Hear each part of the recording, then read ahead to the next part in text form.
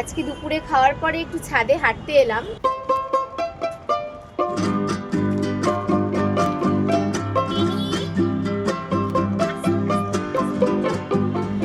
আপনাদের সাথে একটা ছোট্ট টিপস শেয়ার করছি।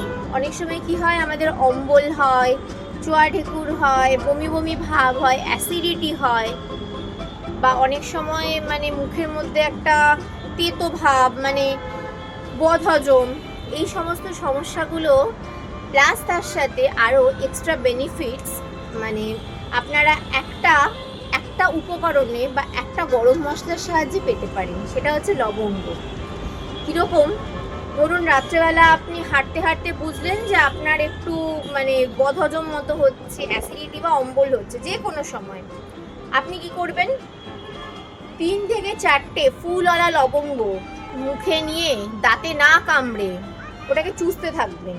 লবঙ্গ যেটা করে সেটা হচ্ছে ঠান্ডা লাগা কমায়, দাঁত ভালো রাখতে সাহায্য করে। ওই যে লবঙ্গ নির্যাসটা যখন আপনার শরীরে যাবে, ওটা অটোমেটিক্যালি বদহজম, অ্যাসিডিটি, অম্বল, বমি বমি ভাব সমস্ত কিছু কাটাতে হেল্প করবে। আর আরেকটা জিনিস করতে পারেন, রাত্রে খাওয়ার পরে যদি অম্বল অম্বল ভাব হয়, তাহলে রাত্রিবেলা খাওয়ার পর 4 থেকে 5টা ফুলওয়ালা লবঙ্গ মুখে নিয়ে সারা রাত আপনারা ঘুমোবেন। কামড়াবেন না, চুষতে থাকবেন।